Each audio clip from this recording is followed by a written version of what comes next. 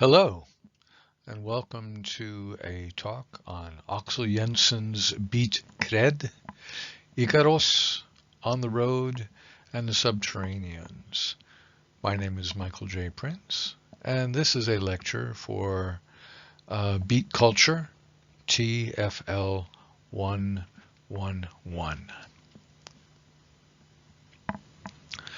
While not personally acquainted with any of the literary or artistic figures conventionally labeled beat, Axel Jensen's personal and literary trajectory is analogous to Kerouac's, at least in part, with a period of similar thematic considerations and literary practice. This is evidenced in his breakthrough novel from 1957, Ikaros, a tale of a young man who flees the confines of consumerist culture and seeks what may be called a spiritual renewal in the Sahara Desert. As an autobiographical novel, this book is steeped in sincerity and authenticity, with the protagonist's stated commitment to produce an idiom based solely upon his own experiences. As a matter of fact, this novel and its sequel, Lena, thematically rhymed to such a degree that the latter work was accused of plagiarism of Kerouac's second novel, The Subterraneans. To be sure, Jensen and Kerouac are starting from almost diametrically opposed places in their respective first novels. When Jack Kerouac's The Town and the City came out in 1950, it was read in the same spirit as a Tom Wolfe naturalistic novel. Like Kerouac's best-known works, this too was autobiographical in many respects. Axel Jensen's first foray into print 5 years later, Diere Temmerens Kurs, is an impressionistic work read, appreciated when it was as an extremely experimental novel of magic and realism. But these authors' next two works, the works for which they were individually recognized, are remarkably similar, though there are some fundamental differences too. I imagine that to my listener, there is little need to summarize Kerouac's 1957 book, On the Road. So, to demonstrate the uncanny parallels, I will keep to selected aspects of Axel Jensen's novel of the same year, Ikaros. Anyone with even a moderate interest in 18th century history knows of the incredible coincidence which triggered the so-called calculus controversy over whether Isaac Newton or Gottfried Wilhelm Leibniz invented calculus first, with a consensus of history settling on crediting independent invention for each of them.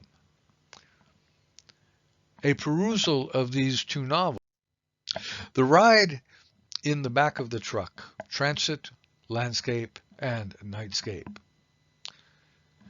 Given that both protagonists are on the move after the Second World War, it should come as no surprise that they, at some point in their journey, hitch a ride on the load bed of a diesel truck.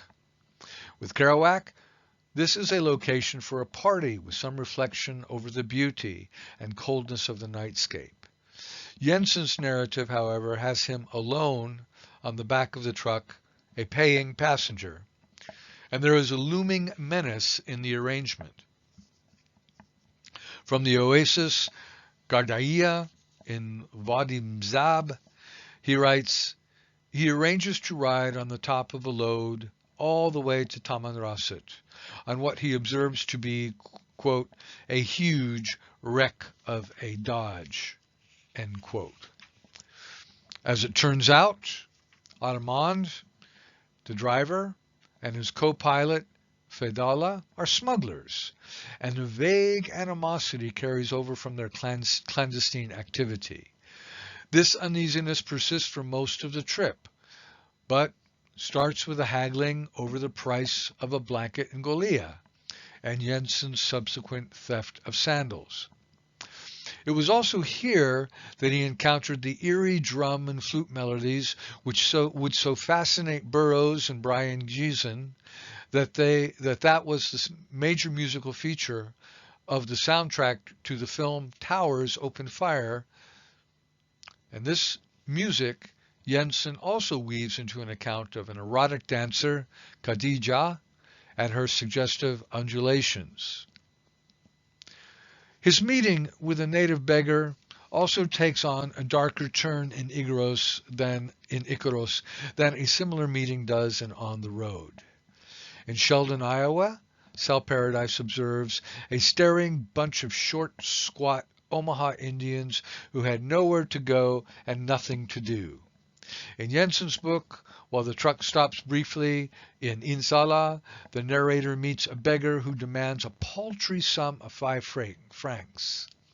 Having no money of smaller denominations, he rather offers the beggar some figs, and he is spat upon.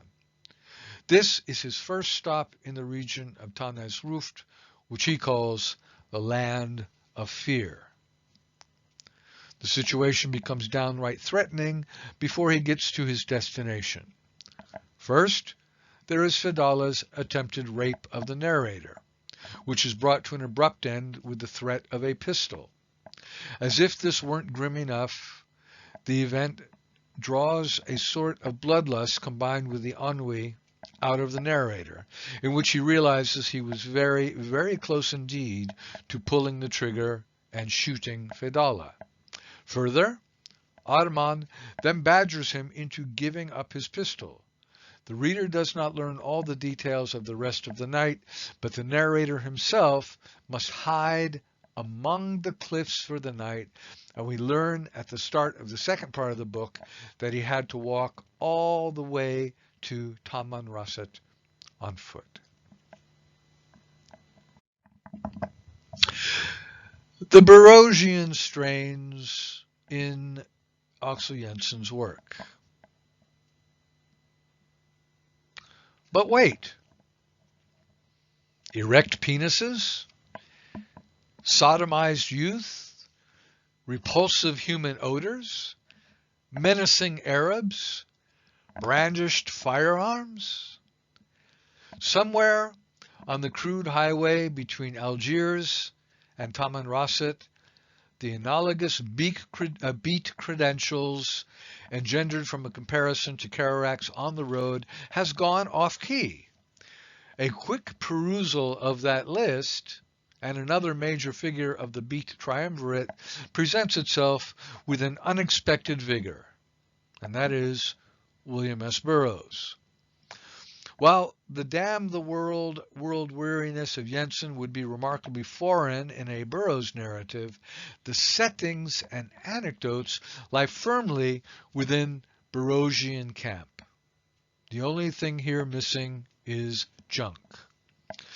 The oft-cited paragraph in the atrophied preface of Naked Lunch expresses Burroughs' commitment to the most authentic narrative possible. Quote, "There's only one thing a writer can write about, what is in front of his senses at the moment of writing. I am a recording instrument. I do not presume to impose story, plot, continuity. Insofar as I succeed in direct recording of certain areas of psychic process, I may have a limited function. I am not an entertainer." While the literal truth of what Burroughs avers here is up for debate, he certainly is more stylistically aware in The Cities of the Red Night trilogy, as his first novel published in 1959. This anthem compares remarkably well with the prefatory epistle to Bobo, which functions as a preface to Jensen's Ikaros. Fra nå av vil jeg bare skrive om det som ligger innenfor rammen av min egen erfaring, enten det dreier seg om den indre eller det ytre. Så får folk tenke og mene hva de vil. From now on, I will only write about what is within the framework of my own experience, whether it is inner or outer. Then people can think and say what they want. For the young Axel Jensen, this passage, indeed the entire letter, is presented as an alibi for writing something so autobiographical. Naked Lunch is Burroughs' first published fiction, and as such, his passage strikes one as an iteration of the documentary sensibilities of the previous work, Junkie. Having said that, Naked Lunch presents a surreal landscape with persons so distorted as to be monstrous. Jensen's depictions in Ikaros are closer to Kerouac's in their prosaic renderings. Having said that, the depiction of Fedala's figure in turgid excitement would not be out of place in a Burroughs work at all.